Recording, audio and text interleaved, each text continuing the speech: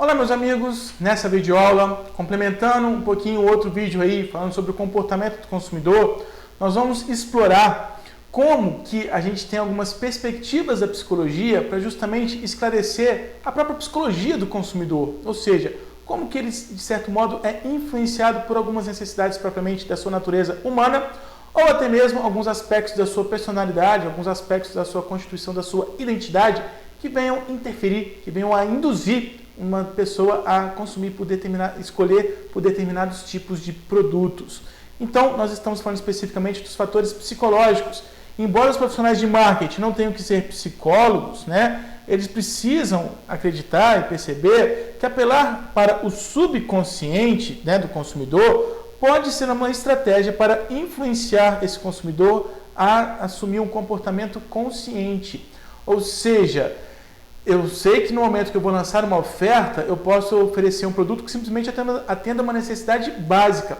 Mas se eu estiver principalmente considerando uma orientação para atender algo que seja do desejo desse consumidor, eu consigo ter uma apropriação de melhor satisfazer um desejo quando eu realmente percebo esse tipo de produto tem esse valor, tem esse destaque, tem essa percepção, tem esse outro tipo de apelo que o nosso público também, se bobear, não tem uma devida consciência, mas que acaba se deixando levar justamente porque eles estão sendo induzidos pelo seu subconsciente. O que gera as suas motivações, mesmo que aparentemente desconhecidas. Os profissionais de marketing precisam ter essa apropriação do que a disciplina da psicologia, a ciência da psicologia, venha a contribuir para esclarecer como nós podemos induzir determinados comportamentos de compra. Então, há 4 fatores psicológicos que contribuem para estimular o consumidor a realizar uma compra. A motivação, por que a pessoa vai adquirir um determinado produto, como que o consumidor percebe a oferta, se identifica que aquele tipo de produto realmente vai atender alguma necessidade sua, vai atender alguma expectativa, como que o público consumidor aprende sobre um determinado produto e principalmente, especialmente no momento do pós-venda, se eu quero garantir que aquele cliente volte a adquirir o meu produto, se eu tenho um desejo, uma pretensão ali, para propiciar uma melhor gestão, uma maior garantia de lucratividade de vendas, eu tenho a intenção de desenvolver um marketing de relacionamento, eu preciso ter especial cuidado sobre como que o nosso produto vai se fixar na memória desse nosso público consumidor. Porque se a experiência for desagradável e a pessoa se lembrar apenas de uma maneira ruim, aquela frustração que ela sentiu, que ela viveu ao conhecer o nosso produto, logicamente vai ser muito mais difícil voltar a convencer essa pessoa a adquirir o nosso produto. Então a gente tem aí, essas 4 condições psíquicas que devam ser efetivamente consideradas pelos profissionais de marketing. O que motiva uma compra, como que uma oferta seja percebida, como que a pessoa, o consumidor vive e o que ela aprende na interação com o produto e como que ela vai lembrar daquele produto que ela adquiriu. Então a motivação revela um motivo específico. Por que uma pessoa vai buscar um determinado produto para satisfazer alguma necessidade, alguma demanda sua? A motivação, ela pode ser para o atendimento de uma necessidade fisiológica, como de uma necessidade psicológica, ou até mesmo a busca de um reconhecimento, de um status, uma necessidade de preservar, de promover ali a sua autoestima. Nós precisamos ser capazes de identificar o tipo de produto que nós ofertamos, que nós oferecemos para o mercado, atende especificamente a qual necessidade, O que vai despertar essa motivação, esse movimento da pessoa de querer vir adquirir o nosso produto. A percepção é a maneira como os clientes interpretam, de uma maneira distinta, vai ser específico de cada um, as informações que recebem e como que eles têm ali a formação de opiniões para conseguirem decidir por uma compra sobre um determinado produto, conforme esse produto seja projetado, seja anunciado ali naquele mercado. Então, o que eu percebo de opiniões de outras pessoas, das experiências que as pessoas com as quais eu convivo tiveram com determinado produto, essas percepções vão determinar se eu vou querer ou não adquirir um determinado produto. Então a gente pode compreender a percepção como um processo pelo qual as pessoas selecionam, organizam e interpretam algumas informações para formar uma imagem significativa do mundo ou dos estímulos ali dos elementos daquele mundo. Lembrando, que essa percepção pode gerar uma imagem positiva ou uma imagem negativa. Quando eu tenho uma percepção positiva sobre algo, sobre alguém, sobre alguma coisa que esteja sendo apresentada ali para mim, a minha atitude, logicamente, vai ser de querer estar mais perto, né? Eu vou me sentir atraído por aquilo que me gera uma imagem positiva.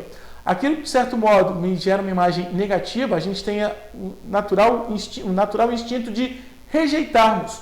Então, se um produto que está sendo anunciado no mercado, já esteja sendo comercializado no mercado, não tem um devido cuidado sobre a sua boa reputação, a gente pode acabar induzindo boa parte da nossa população, do nosso público-alvo, a vir a ter rejeição. A gente precisa sim ter constantemente a realização de pesquisas de opinião, né? Monitorar como que esteja a imagem daquela nossa oferta para aquele determinado território. E aí, as pessoas acreditam que o produto é bom ou tem um certo receio, né, de que aquele produto possa vir causar algum tipo de frustração? Ninguém quer se sentir frustrado, logicamente. Então a gente tem que zelar, né, como que nossa imagem, como que o nosso produto vai ser percebido nesse mercado. A aprendizagem diz respeito a como que a gente conhece, né, como que a gente obtém conhecimentos sobre um determinado produto. Então, por exemplo, quando alguém adquire uma camisa de uma marca e fica satisfeito com o produto, há uma elevada probabilidade, né, de eu também vir a comprar aquela marca, uma camisa, um produto daquela marca. Eu vou aprender, eu estou recebendo informações sobre uma determinada marca, sobre um determinado produto, sobre um determinado tipo de oferta. Constantemente nós estabelecemos interações com outras pessoas e essas interações, logicamente, vão construir as opiniões que a gente possa vir a ter sobre um determinado produto. Lógico que quanto mais positiva for essa opinião, maior a propensão, a predisposição para eu tentar, pelo menos, experimentar ou vir a adquirir aquele produto. Se eu recebo informações negativas, né, eu nem vou me disponibilizar a querer conhecer esse produto. E aí entramos também no processo de memória, como que eu armazeno informações sobre produtos ou serviços que eu já tenha conhecido, né? É por intermédio dessa memória que uma marca vai ser lembrada.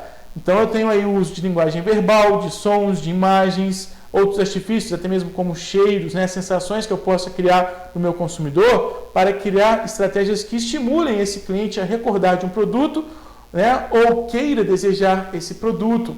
Então, se eu tenho uma memória auditiva, né, o slogan, por exemplo, 51, uma boa ideia, ou Bombril, 1001 utilidades, a gente tem uma recordação fácil de como que esses dois produtos eram anunciados nos seus comerciais. Você já pode ter um considerável tempo que você não esteja ouvindo essas expressões, mas imediatamente te puxa ali da memória que aquele produto existe, né? E fora isso, as nossas próprias experiências também vão consolidar as nossas memórias. Se eu tive uma experiência agradável com o produto, existe sim uma maior probabilidade de eu voltar a adquirir esse produto. Se eu tive uma experiência negativa, a maior propensão é de eu rejeitar, descartar, nem tentar experimentar de novo aquele produto.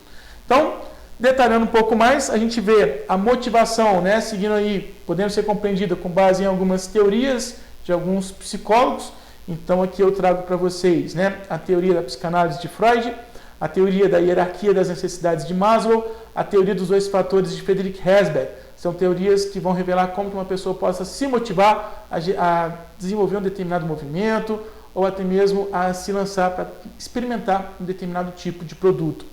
Cada uma dessas teorias traz implicações específicas, né, que, se devidamente conhecidas e apropriadas pelos profissionais de marketing, vão esclarecer como criar estratégias de marketing, como que a gente pode garantir ali que o produto seja devidamente posicionado na mente do nosso público consumidor ou que desperte em todo esse público algumas motivações específicas, né?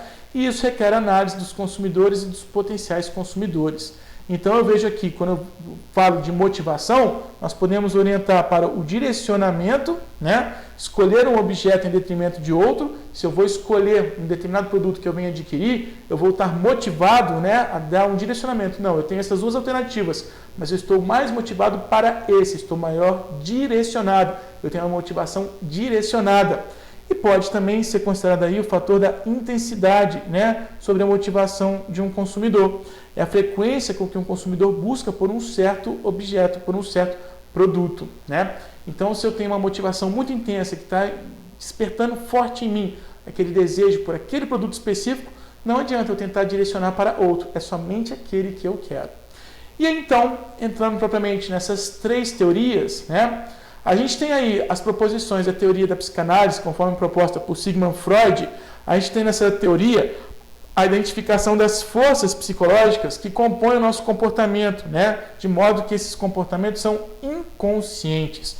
Inclusive, os psicanalistas dizem que a gente não tem comportamento, né? Nós somos induzidos pelo nosso inconsciente. A gente vive aí por pulsões, né? A gente tem alguns direcionamentos, alguns investimentos que nós fazemos, a nossa energia psíquica, né? Justamente porque nós somos orientados pelo nosso inconsciente. Aquilo que, no primeiro momento, não esteja tão claro, mas que depois, se eu retomar, se eu fizer alguns resgates de memória, né? Analisar aquilo que eu vivi, eu consigo compreender como que o meu inconsciente me fez agir de uma determinada maneira. Então, as forças psicológicas são inconscientes, de acordo com a psicanálise do Freud, o que faz com que ninguém consiga compreender totalmente as suas próprias motivações. Eu sou levado pelo meu inconsciente, por aquilo que aparentemente, e no primeiro momento, não esteja tão evidente, tão claro assim para mim. Quando o consumidor avalia uma marca, sua reação ocorre não somente quanto às possibilidades, né, dessa marca, mas também a outros sinais que me despertem ali alguma força inconsciente. Seja o tamanho do produto, seja a maneira como aquele produto me foi apresentado, a forma desse produto, qual que é o tipo de benefício que eu já tenho uma ideia de que aquele produto realmente possa vir a me gerar. E na teoria da psicanálise, a gente tem aí como compreender a constituição, né, da personalidade, a constituição do funcionamento do aparelho psíquico de uma pessoa em 3 componentes, né, que o Freud classificou como id, ego e superego. O id vai representar exatamente a minha natureza instintiva, aquilo que é totalmente inconsciente. Eu não consigo compreender, né, por que eu faço uma determinada coisa. Eu simplesmente fui induzido pelo meu impulso, pela minha pulsão, a minha natureza instintiva, o meu id. Mas entre o id, né, e o superego, eu tenho aqui o ego, quando eu tento compreender, consigo conhecer um pouco mais de mim. E o meu superego é exatamente aquela condição consciente, aquilo que vai me estabelecer um certo controle. Não, eu tenho normas, né? Eu não posso fazer tudo conforme eu esteja desejando. Eu preciso ter algumas limitações. O meu superego vem limitar até mesmo os meus impulsos de compra. O meu id não. O meu id me deixa desgovernado ali numa campanha de liquidação, por exemplo. Talvez eu nem esteja pensando na importância, né, no custo daquele produto, mas se eu estiver sendo induzido pelo meu id, meu hábito, né, a minha predisposição é de imediatamente querer comprar aquele produto por uma condição instintiva. Então, a gente vê aí o id sendo representado pelos instintos. Você pode fazer uma breve análise sua, puxar aí das suas memórias. Você, com certeza, já fez alguma compra sendo conduzido totalmente pelo seu id, pelo seu instinto. Aquele produto, depois você pensou, será que eu devia ter comprado isso? Ah, mas eu já comprei. Na hora que eu comprei, eu estava tão feliz. Eu estava num auge de euforia que eu fui no impulso e comprei. O ego é a condição de a gente compreender, né, uma possibilidade de mediar os nossos impulsos, de ter uma conduta mais disciplinar. O que exatamente eu devo fazer? Eu analiso, começo a analisar criteriosamente o que eu estou fazendo, mas eu ainda me deixo levar também por um caráter emotivo também das minhas emoções, das minhas pulsões. E o superego, né, é quando a gente tem o reconhecimento das normas sociais, do tipo, nossa, eu quero muito fazer essa viagem, mas esse momento crítico que nós estamos passando, eu não vou ser bem falado pelos meus amigos, né? Então a gente tem uma norma na nossa vida coletiva, uma vez que a gente convive com outras pessoas, algumas coisas eu não posso me atrever a fazer, né? Alguns investimentos, algumas compras muito exorbitantes, eu não devo fazer, exatamente porque eu tenho uma imagem pessoal a zelar. Imagina, se eu vou fazer aqui uma festa de debutante para minha cadelinha, por exemplo, né? E alugo um clube, faço uma festa fenomenal, poder fazer isso? Eu posso. Mas, será que as pessoas não vão me julgar por estar fazendo isso? Então a gente começa a ter essa consideração com o que os outros vão pensar daquilo que eu esteja comprando, daquilo que eu esteja consumindo, e isso pode acabar me controlando a não comprar, a não fazer esse investimento financeiro. A gente identifica aí uma imposição do superego. Eu tenho que me considerar, eu tenho que me adequar àquelas normas que são socialmente aplicadas. Os valores que eu identifico nas minhas interações vividas com outras pessoas, né? O que os outros vão falar de mim, determina também um certo freio nos meus impulsos de compras, né? Então, na teoria do Freud, a gente vê claramente o superego, o ego e o id influenciando alguns hábitos de compra, né? Algumas condutas de alguns consumidores em momentos específicos. Então, a busca de equilíbrio entre essas três partes vai gerar motivações inconscientes. Ei, eu estou comprando algo, né, para ser respeitado pela sociedade, eu estou comprando algo que é puramente para o meu desejo pessoal. E isso pode ser observado também por meio do comportamento, aquilo que o consumidor manifesta no ato de realizar ali uma determinada compra. Outra teoria que nós temos, que nos possibilita compreender os nossos comportamentos de consumo, é a teoria de Abraham Maslow, né? A teoria da hierarquia das necessidades humanas. Para Maslow existe aí uma hierarquia dessas necessidades que é seguida, da mais urgente para menos urgente, né? A gente precisa compreender que um nível, para a gente começar a considerar um determinado nível nessa hierarquia das necessidades, é porque as minhas necessidades inferiores, né, tendo essa progressão, já foram devidamente satisfeitas, devidamente atendidas, né? Por isso que a gente tem a classificação da pirâmide da hierarquia das necessidades de Maslow. Eu tenho aqui uma hierarquia entre essas necessidades. Só para você entender um pouquinho, né? Maslow foi uma pessoa que viveu algumas frustrações na sua vida pessoal. O desejo dele era ser atleta, né? Ele queria ter um corpo mesmo atlético, ser bonitão, ser um galã. E, no entanto, ele não conseguiu.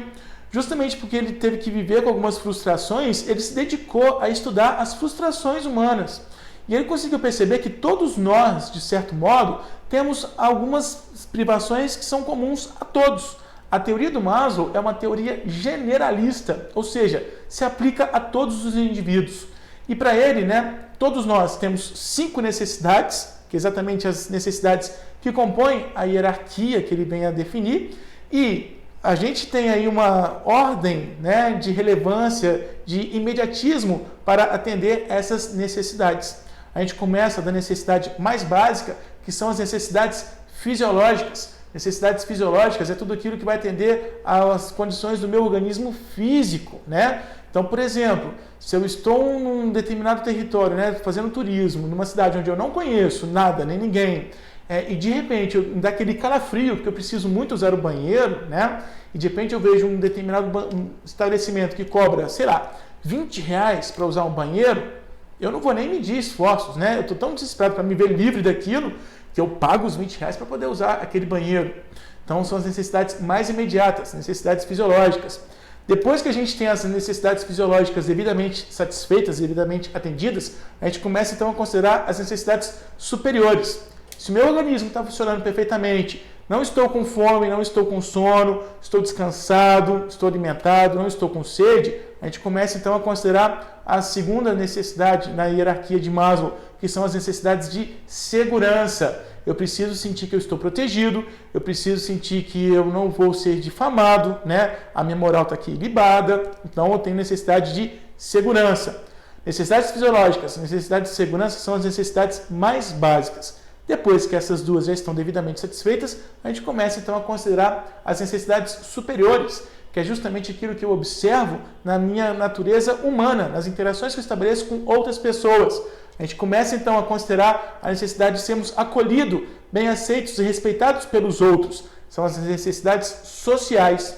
Somente depois que eu começo a observar que eu estou me vestindo da mesma maneira como as outras pessoas ao meu redor se vestem, que eu também tenho esse cuidado de passar um perfuminho e todo mundo está perfumado aqui no ambiente que eu frequento, que eu tenho determinados produtos que eu consumo, porque eu estou observando que todo mundo tem esse mesmo tipo de produto e nós fazemos isso, né? Então, se eu estou entrando nesse nível de normalidade, de conformidade ao que as demais pessoas ao meu redor estejam apresentando, eu estou com essa necessidade satisfeita, necessidade social. Mas vai chegar um momento que depois de perceber que eu sou respeitado pelos demais, eu começo então a despertar para as minhas necessidades de estima. Tem aqueles produtos que eu vou adquirir para mim mesmo, para me dar o meu prazer. E se eu consigo reconhecer que eu sou o principal provedor daquilo que me gera bem-estar, prazer, eu atingi então a necessidade de autorrealização, ou seja, somente eu próprio, somente eu mesmo consigo me beneficiar, consigo trazer aquilo que é tão desejado para mim. Alguns outros psicólogos vêm dizer, né, que essa necessidade máxima, né, essa hierarquia máxima das necessidades de Maslow, necessidades de autorrealização, é quando a gente atinge o estágio de plena felicidade, o bem-estar. É quando eu reconheço que eu não dependo dos outros, eu gero para mim mesmo aquilo que possa me promover essa satisfação, autorrealização. Então, A pirâmide de Maslow, né, a gente projeta dessas 5 categorias. Eu tenho as necessidades fisiológicas, né? Então, de alimentar, sexo, né? A gente tem necessidade afetiva, necessidade de descanso, são necessidades fisiológicas. Depois que eu já tenho devidamente atendidas essas necessidades fisiológicas, a gente desperta então para a necessidade de atendermos, né, aos critérios que nos garantam segurança, proteção. Então eu tenho ali, né, que fazer alguns investimentos na minha estabilidade, na minha renda, né? Estou ali prevenido contra riscos de acidentes, tenho minha casa protegida, necessidades de segurança. Depois eu começo a perceber o que os demais realmente, as pessoas ao meu redor ali, o que elas realmente valorizam. Então eu percebo que eu também preciso ter alguns comportamentos compatíveis com os dessa maioria, né? Como a constituição familiar, ter consciência, né, de cuidar dos animais, talvez até mesmo ter um animalzinho de estimação, porque todos os meus vizinhos, os meus amigos mais próximos também têm, né?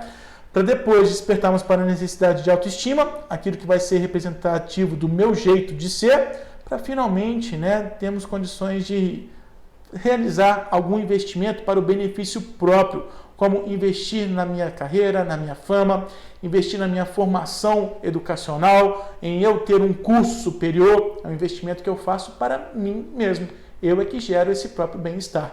Então, a teoria de Maslow, ela também se projeta para orientar o comportamento do consumidor, especialmente quando a gente identifica, né, o tipo de produto, qual é o tipo de necessidade específica que esse produto, essa oferta venha a atender sobre o nosso público consumidor. Então, se eu consigo identificar qual é a categoria de necessidade, eu consigo ter até mesmo uma melhor orientação sobre como projetar comerciais, como projetar a divulgação desse determinado tipo de produto. E a terceira teoria que eu apresento aqui, né, além, né, dessas condições de como que a gente materializa os nossos desejos, os nossos hábitos de consumo com base, né, na satisfação dessas necessidades de Maslow, a terceira teoria que eu apresento aqui é a teoria de Frederick Herzberg, Frederick Herzberg definiu que existem os fatores satisfatores e insatisfatores. O que isso significa? Bom, a teoria de Frederick Herzberg é denominada teoria dos 2 fatores. Eu tenho os fatores motivacionais e eu tenho os fatores higiênicos.